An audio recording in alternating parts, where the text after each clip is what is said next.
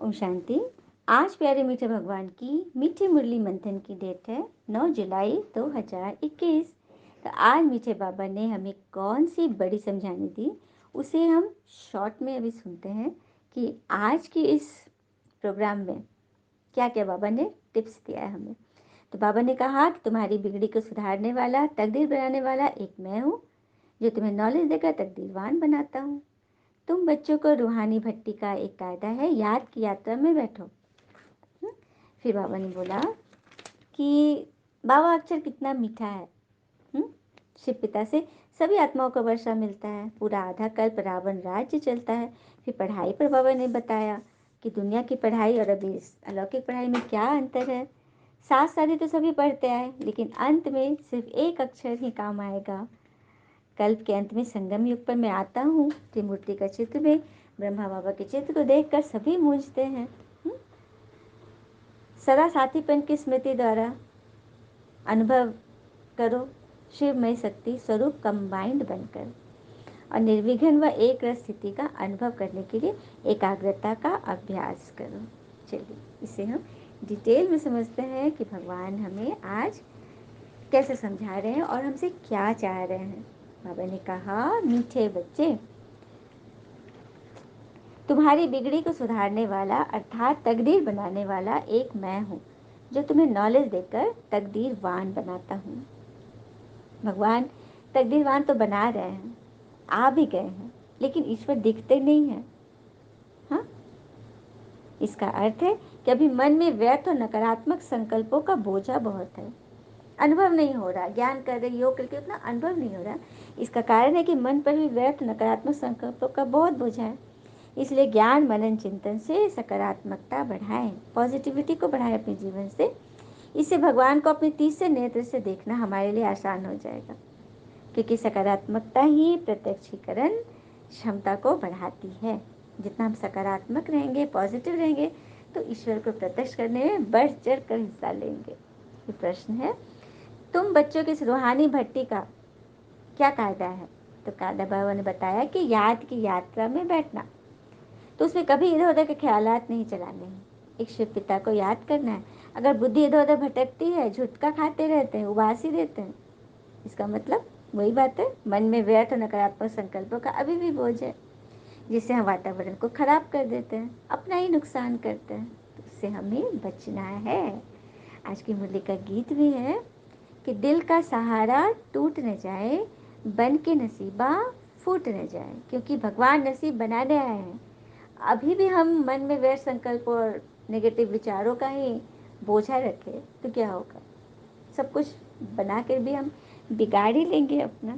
तो चलिए हम गीत सुनते हैं। दिल का सहारा टूट न जाए, बन के नसीबा फूट न जाए, दिल का सहारा टूट न जाए। बदला हुआ है रंग जहाँ का, रंग जहाँ का, बदला हुआ है रंग जहाँ का, हाथ से दामन छूट न जाए, दिल का सहारा टूट न जाए, बन के नसीबा फूट न जाए, दिल का सहारा टूट न जाए। ओम शांति। मीठे मीठे बच्चों को सावधानी मिल रही है ना कि बिगड़ी जो बन रही है उसको बिगाड़ो मत। अभी तो सबकी तकदीर बिगड़ी हुई है, सिवाय तुम ब्राह्मणों के, जो कि अभी सुधर रही है। इस ज्ञान श्रीमत से स्वयं भगवान बैठ सुधार रहे हैं। फिर बाबा ने कहा कि बाबा अक्षर कितना मीठा है। शिव पिता से ही सभी आत्माओं को वर्षा मिलता है, लौकिक पिता से तो बच्चों को वर्षा मिलता है, बच्चियों को नहीं। पर यहाँ तो सभी हकदार हैं, क्योंकि भगवान आत्माओं को वर्षा दे रहे हैं, किसी शरीर को नहीं, कोई स्त्री पुरुष को नहीं, भाई बहन को नहीं। सभी आत्मा परमात्मा का बच्चा है। फिर बाबा बोले, ये तो समझने में आता है ना कि बरोबर रावण हमारी बिगाड़ते हैं। यह खेल है हार व जीत का, माया से हार व माया से जीते जीत। तो माया से हार कैसे खाते हैं ये भी बाबा ने समझाया है। बार बार 2500 वर्ष तक हम जिस भान में रहे, देह भान, उससे हम छूट नहीं पा रहे हैं। लाख बाबा बोलते हैं देह अभिमान छोड़ो, देही अभिमानी बनो, शरीर भान छोड़ो, आत्मा में टिको, लेकिन ये हो नहीं पा रहा है। यह बात, ये प्रसंग हमें अच्छी रीति समझाएगा। एक बार की बात है, एक घर में एक माता पिता और एक छोटा सा बच्चा था, करीब 8-9 साल का। उसके घर में एक गेस्ट आने वाले थे, और गेस्ट बहुत बड़े उसके मतलब ग्राहक थे। वो आएगा तो उनका बहुत, कंपनी का बहुत बड़ा डील फाइनल होगा और बहुत ज़्यादा प्रॉफिट होने वाला था। लेकिन उस जो ग्राहक था ना, उसका नाक ना सबसे अलग था, एकदम टेढ़ा, दूसरे तरह का था, किसी का भी नज़र नाक पे जाता था। और वो थोड़ा सा सनकी टाइप का था। उसको अपने तरफ से कोई बुराई नहीं सुननी उसको, या कोई नाक के बारे में बोल दे तब तो उसका पारा एकदम गर्म हो जाता था, फिर कुछ उसका काम नहीं करेगा, वो उखड़ जाता था। ये बात उसके बारे में मतलब लोगों के मन में ऐसी राय थी इसके बारे में। तो ये हस्बैंड जान रहा था, अपने वाइफ को बोला कि ऐसे ऐसे वो आ रहा है, लेकिन हमारा जो बच्चा है, बच्चे तो चंचल होते हैं और वो लोग तो बिना कुछ देखे कुछ भी बोल देते हैं। तो वो दोनों पति पत्नी, 1-2 दिन बाकी था अभी आने में, उस बच्चे को सिखा रही थी कि देखो बेटा, हमारे घर एक गेस्ट आने वाला है, तो तुम ना सॉरी, उनके नाक के बारे में कुछ मत बोलना। बच्चा बोला अच्छा ठीक है। और मम्मी पापा ना 2 दिन में उसको पूरा ना रटा दिए थे कि तुम नाक के बारे में एकदम मत बोलना, कुछ मत बोलना। बच्चा तो बोल रहा है, वो क्या जाने, छोटा बच्चा है, बोला हाँ ठीक है, नहीं बोलूंगा। चलिए वो दिन भी आ गया, वो गेस्ट पधार गए, इन्होंने तो बड़ा खातिर किए, बहुत अच्छा सब कुछ बिठाया, चाय नाश्ता चल रहा था। और वो बच्चा क्या कर रहा है, एक टक सामने से बैठकर उस अंकल के नाक को देखे जा रहा है। अब मम्मी पापा को तो डर लग रहा है कि पता नहीं कुछ बोल दे, कुछ बोल दे। अब बच्चा कुछ नहीं बोल रहा है, चुपचाप नाक को देखे जा रहा है।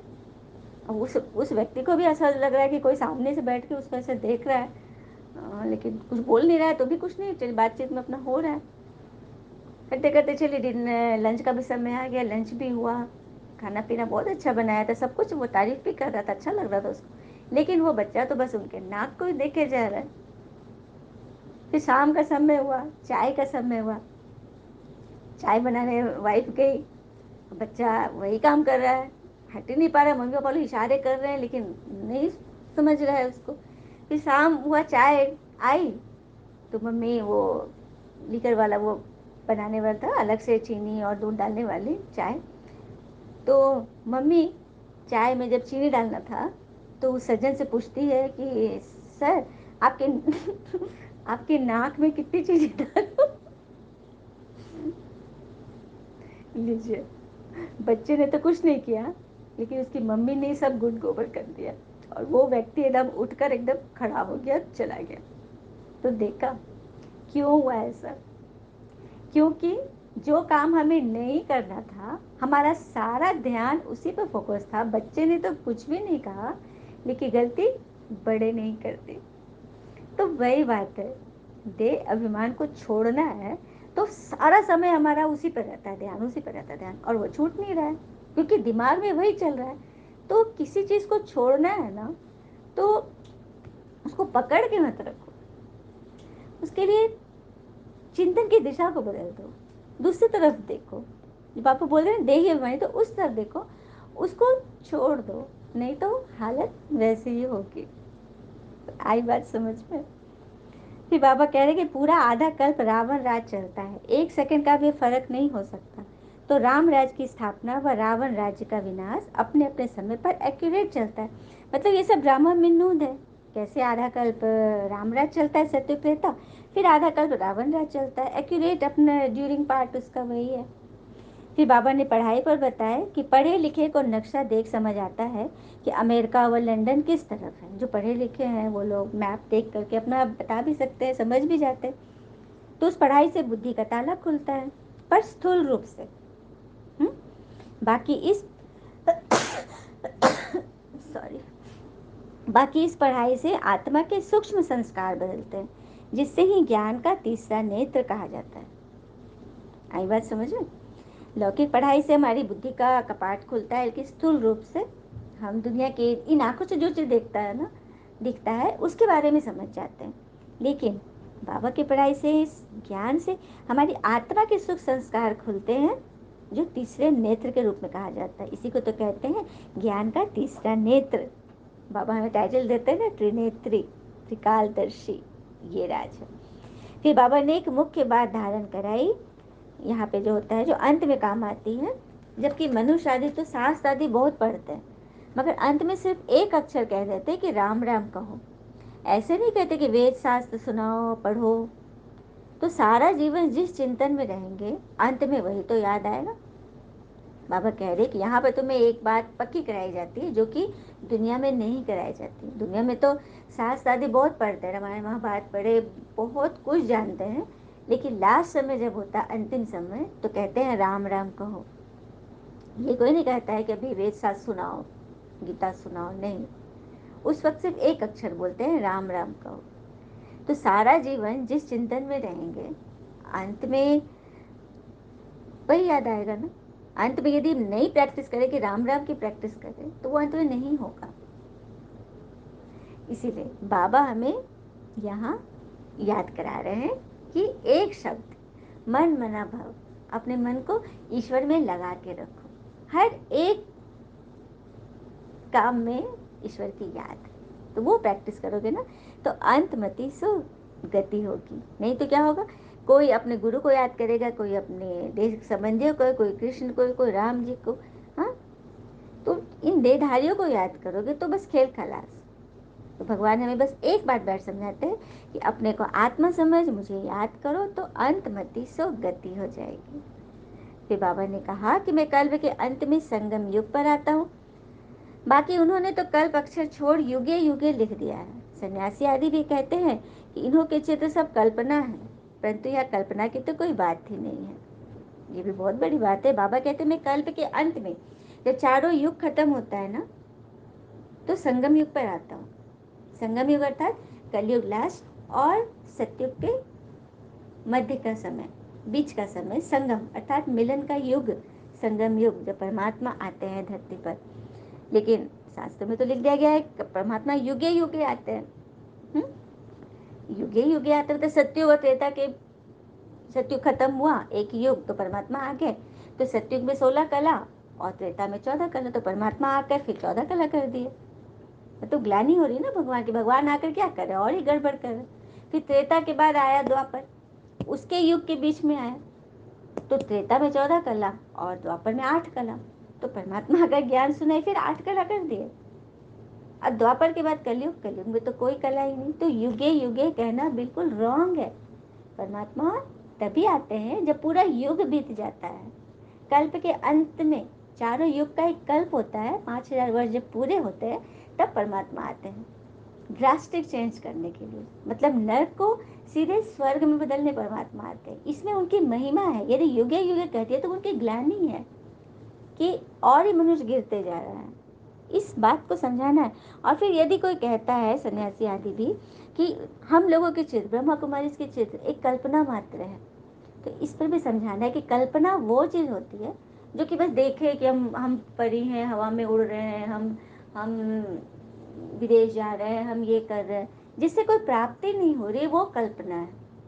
लेकिन यहाँ योग में जो परमधाम जाते हैं, सूक्ष्म वतन जाते हैं, हम जो सुदर्शन चक्र फिराते हैं, अपने आदि अनादि स्वरूप को देखते हैं, तो उससे हमें प्राप्ति होती है, अनुभूति होती है। ये सभी बच्चों के अपने अनुभव है कि कोई भी योग में जो यहाँ सिखाया जाता है, जो कल्पना से जो चित्र बताए गए हैं, भगवान ने बनवाए हैं, ब्रह्मा बाबा को इशारा दे करके, समझाने दे करके परमात्मा ने स्वयं बनवाया है। ये चित्र कोई कल्पना नहीं है, ये हमारे हिस्ट्री ज्योग्राफी है, जिसको हम जितना जानेंगे, जितना डीप में जाएंगे ना, उतना हमारे बुद्धि के कपाट खुलेंगे, वो भी सूक्ष्म रीति से, और हम शक्तिशाली बनेंगे। इनर पावर, हमारी आत्मा की इम्यूनिटी बढ़ती है। ये है यहाँ का रहस्य। लेकिन इसको जब स्वाद चखेंगे तब तो पता चलेगा ना। बाहर से देखने से तो कुछ समझ में नहीं आएगा। जब तक अंदर उसकी गहराई में नहीं जाएंगे, सागर में, तभी तो हमें रत्न मिलेंगे ना। नहीं तो ऊपर से क्या मिलेगा, बस उथल ही खाएंगे। तो ये बात है। फिर बाबा कह रहे कि त्रिमूर्ति के चित्र पर भी ब्रह्मा बाबा का चित्र है ना, एक तरफ शंकर जी, विष्णु जी, बीच में ब्रह्मा बाबा। तो ये बाबा कह रहे हैं कि ब्रह्मा बाबा के चेहरा देखकर, ब्रह्मा की जगह पर लेखा दादा का फोटो देखकर सब हाय हाय मचाते, मूंज जाते। अखबारों में भी देश विदेश में खबरें फैल गई कि एक जौहरी, बूढ़ा जौहरी जो स्वयं को कहता है कि मैं श्री कृष्ण हूँ। बड़े हंगामे हुए थे, पर ब्रह्मा बाबा ने सब कुछ शिव बाबा के लिए सहन किए। कितनी बड़ी तपस्या किया था ब्रह्मा बाबा ने। जब शुरू शुरू में कोई व्यक्ति कह दे कि मैं श्री कृष्ण हूँ, मेरे तन में शिव आते हैं, तो लोग तो पता नहीं, ब्रह्मा बाबा को मारने के लिए भी कितने लोग खड़े उठ गए थे, उनके घर में आग लगा दी गई, कितने सारे विरोध का सामना करना पड़ा था। इसलिए वाणी में आता है कि तुम सब बच्चों के आगे तो परोसी हुई थाली है, कोई एफर्ट नहीं लगाना, बस उठाना और खाना है। उसमें भी बच्चे आनाकानी कर रहे हैं, वो भी नहीं हो पा रहा है। क्योंकि ब्रह्मा बाबा के आगे तो कोई आइडल नहीं था, कोई मतलब कोई मॉडल नहीं था जिसको देख करके वो पुरुषार्थ करते। वो तो बस ईश्वर को हाजिर नाजिर जानकर मन बुद्धि से बस चल पड़े। और आज देखो ये संस्था 145 कंट्रीज में फल फूल रही है, और जो भी इसमें जाता है वो शांति को अनुभव करता है। तो और कोई एक यदि शांति को पा ले तो क्या वो अपने अपनों को नहीं बताएगा? हाँ, अब जैसे कोई भूखा है, उसको हम रोटी दे दे तो कितनी देर उसकी भूख शांत होगी? कितनी देर? 1 घंटा, 2 घंटा। लेकिन यदि रोटी कमाने का उसे जरिया दे दिया जाए तो वो जीवन भर रोटी खाएगा। तो वही चीज़ है, यहाँ आत्मा को शांति मिलती है। आत्मा जब शांति में आ गई तब फिर वो हर काम शांतिपूर्ण ढंग से करेगी और सफलता उसके गले का हार बन जाएगी। यह परमात्मा सिखाते हैं, जो कि कोरी कल्पना नहीं है, ये बच्चों के अनुभव है और सभी इस पर पारंगत हो रहे हैं, क्योंकि स्वयं भगवान, गीता का भगवान बैठ पढ़ा रहा है ना? बड़ी बात। फिर बाबा कह रहे हैं कि राजाओं को भी जाकर ज्ञान दो। जैसे अष्टावक्र राजा जनक को सेकंड में जीवन मुक्ति का ज्ञान दिया था ना, तो राजाओं में तो अभी तो राजा तो कोई है नहीं, लेकिन जो बड़े बड़े मिलियनर हैं उनको भी जाकर ज्ञान दो। सबका कल्याण करो कि आप इतना कमा रहे हैं, और वो लोग धर्म कर्म भी करते, दान दक्षिणा बहुत करते, करोड़ों करोड़ जाके गुप्त दान कराते हैं। तो क्या फायदा है जब ईश्वर को जान ही नहीं रहे? इसलिए बाबा कहते कि सबको जाकर बताओ, जैसे कि अष्टावक्र ने राजा जनक को ज्ञान दिया था, पता है ना? अष्टावक्र जो थे, गुरु थे, सन्यासी, उनका जन्म ही कुछ अद्भुत हुआ था। उनका शरीर 8 तरह से मुड़ा हुआ था, जैसे पैर मुड़े हुए, कमर मुड़ा हुआ, गर्दन मुड़ा हुआ, हाथ मुड़े हुए, देखने में थोड़ा सा वो विचित्र जैसे थे। तो वो जब ज्ञान सुनाने आए, हाँ, राजा ने कह दिया था कि मुझे सत्य ज्ञान का परिचय चाहिए, मुझे ऐसा योगी मिले जो मुझे सत्य ज्ञान का परिचय करा दे। तो सारे सन्यासी लोग आए, राजा उनसे संतुष्ट नहीं था। तो ये जब दरबार में उठ कर आए तो सभी सन्यासी लोग, जो गुरु लोग आए थे, बड़े बड़े नामी ग्रामी, वो लोग हंसने लगे इनको देख के। तो अष्टावक्र जब आसन पर बैठा तो महाराजा से कहा कि महाराजा आपकी जय हो, लेकिन आपके दरबार में तो चमारों की सभा है। सभी सन्यासी लोग, सभी दरबारी पूरा एकदम नाराज हो गए, पूछने लगे कि क्यों ऐसा कहा, क्यों ऐसा कहा? तो उसने बताया कि ये चमारों की सभा है, क्योंकि जो ज्ञान से रिलेटेड है वो ज्ञान को देखेंगे ना। उन लोगों ने तो मेरे शरीर को देखा, चमड़े को देखा, और जो चमड़ा को देखता है वो चमार होता है। तो यही सुनकर राजा बहुत खुश थे। फिर उन्होंने जो उसे ज्ञान दिया, 1 सेकंड में वो जीवन मुक्ति को पा लिया। तो ये होता है, मतलब अच्छे अच्छे वीआईपीज को, बड़े बड़े लोगों को भी ये ज्ञान सुनाओ। अच्छा, मीठे बच्चों प्रति भगवान की नमस्ते, हम बच्चों के भी प्यारे बाबा को नमस्ते। धारणा के लिए मुख्य सार है, पहली पॉइंट, सतयुग में उच्च पद पाने के लिए माता पिता को पूरा पूरा फॉलो करना है, उनके समान पुरुषार्थ करना है, सेवा में तत्पर रहना है, एकाग्रता से पढ़ाई करनी है। दूसरी पॉइंट, याद का सच्चा सच्चा चार्ट रखना है, अपने को आत्मा समझ बाबा को याद करना है, देहधारियों को नहीं। देहधारी कोई मनुष्य आत्माओं को, सगे संबंधियों को तो नहीं, देवी देवताओं को भी नहीं, क्योंकि वो भी देहधारी हैं। हाँ, उनके गुणों को जरूर याद करें, हम कैसे उनके जैसा बने यह याद करना है। वरदान, सदा साथीपन की स्मृति व साक्षीपन की स्टेज का अनुभव करने वाले शिवमय शक्ति स्वरूप कंबाइन भव। सदा साथीपन की स्मृति व साक्षीपन की स्टेज का अनुभव करने वाले शिव में शक्ति स्वरूप कंबाइन भव कैसे बनेंगे? जैसे आत्मा व शरीर साथ है, जब तक इस सृष्टि पर पाठ है तब तक ये अलग नहीं हो सकते। सच बात है, जब तक इस शरीर की आयु है आत्मा को यहाँ रहना ही रहना है। भले शरीर कितना भी बीमार हो, जब तक उसका पाठ नहीं होगा आत्मा शरीर से अलग नहीं होगी। तो दोनों एक है ना, एक दूसरे को पूरक है। ऐसे ही शिव व शक्ति का भी इतना ही गहरा संबंध। शिव और शक्ति, पिता और उनके बच्चे, दोनों का इतना गहरा संबंध है। तो जो सदा शिव में शक्ति स्वरूप में स्थित होकर चलते हैं उनकी लगन में माया विघ्न नहीं डालती। शिव में शक्ति स्वरूप अर्थात शिव की याद, शिव की फोटो की याद नहीं, शिव के ज्ञान की याद, मुरली की याद में जो स्थित रहते हैं, उसके पॉइंट में चलते हैं, उनके लगन में माया विघ्न नहीं डालती। माया विघ्न उसी को डालेगी जो लगन से हट जाते हैं, ट्रैक चेंज कर लेते हैं, उन पर माया करेक्शन करती है, समस्या लाती है। तो घबराना नहीं है, बिल्कुल नहीं घबराना है, जीभ बनकर रहना है। जैसे दांत और जीभ, दांत जन्म के कितने साल बाद आता है दांत? 4-5 साल के बाद। लेकिन जीभ तो शुरू से रहती है। हुँ? और दांत मृत्यु के बहुत साल पहले टूट भी जाता है, झड़ भी जाता है, जो नकली लगाने पड़ते हैं। लेकिन जीभ तो जन्म से शुरू से रहती है और मृत्यु तक रहती है। कारण क्योंकि जो कठोर होता है, मजबूत होता है, वो टूट जाता है। अकड़ होती है, कड़ा होता है, वो टूट जाता है। और जीभ कितनी मुलायम। तो सदा हमें निर्मलता, सहजता और सरलता के गुण को धारण करके चलना है, तभी हम शिव शक्ति के साथ कंबाइन रहेंगे और माया उस विघन को नहीं लाएगी। कहते भी है ना, नम्रता का कवच धारण कर लो तो हर विघन से ऊपर हो जाएंगे। वे सदा ईश्वर के साथ का अनुभव करते हैं, जैसे कोई साकार में साथ चल रहा हो। कितनी बड़ी बात है। हर समय कई आत्मा कहते हैं कि भगवान हमको कितना मानते हैं, मेरी हर संकल्प को पूरा कर देते हैं। सच में ऐसा अनुभव होता है, अनेकों को होता है, हर एक को होता है जो ईश्वर की याद में रहते हैं। स्लोगन, निर्विघ्न